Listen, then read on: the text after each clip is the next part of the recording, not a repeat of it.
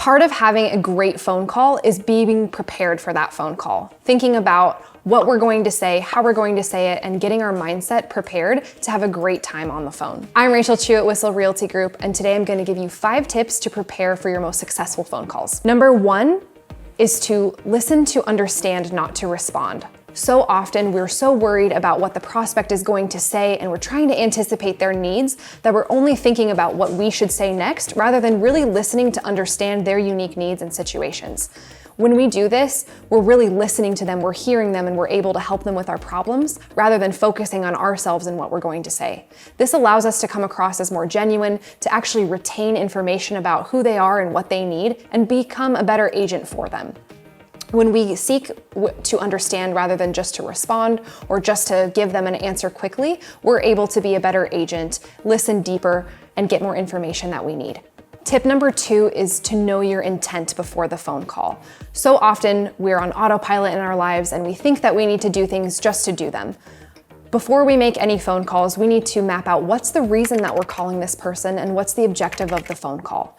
Are we calling to check in to see if anything's changed and if there's anything we can do? Are we calling a new person to get to know them and their situation? Or are we calling to tell them good or bad news? So regardless of what type of phone calls you're making, categorize them into your intent so that way you're fresh. You're able to make all of your phone calls in a same group, so you're able to say the same things over and over and get in a rhythm.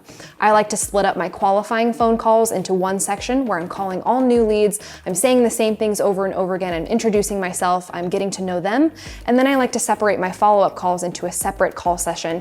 I'm calling people I already know, my script's gonna be a little different, and the words I'm using are gonna be a little bit different. This allows me to get into a flow and a rhythm state when I'm calling people and make the most of my time. Tip number 3 is to disarm by acknowledging. So often we're used to hearing the same objections on the phone over and over again, and that gives us anxiety. We anticipate them. One way around this is to bring up the objection first so the prospect is not able to give that to us as an objection.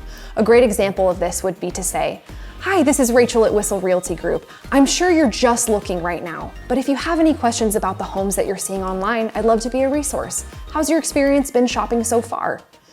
I've already acknowledged that they're just looking and they're probably not ready to transact yet. Now they can't tell me, "Oh, I'm just looking," and hang up the phone. This invites room for further conversation and builds trust, as they already know that you're not here to push them into something that you're not ready to do. So whenever you're about to make a phone call, anticipate what the top objections are and make them known that you're aware that this might be the case before you even talk to them. That way you're able to get past that initially and have a real conversation about their intents and their needs. Number 4 is to know your unique value proposition. Here at Whissel, we abbreviate that for short and we call it our unique UVP. What is special about you as an agent? What is special about us as an organization? If we're unaware of what we bring to the table, how can we expect our clients to know what we offer? So knowing what's special about us, taking the time to prepare, know the programs that we offer, know the solutions that we can bring, what's different about us, what's different about you as a person, what can you bring that's special compared to other agents? If we haven't taken the time to think about this, to map this out, and know how to articulate this, there's no way that we can expect our prospect to just understand. So knowing exactly who we are, what different options that we have to bring to the table can help build your confidence and make the call go much smoother. And finally, tip number 5 is to identify their DISC profile. We know that there's many different types of people, and it's our job to understand who they are so we can interact with them in a way that makes them comfortable. When we're listening for cues about how they prefer to interact, what their personality might be, and how they prefer to communicate, we're able to adapt our style to match theirs and make them more comfortable, building rapport and making our job easier to connect with them.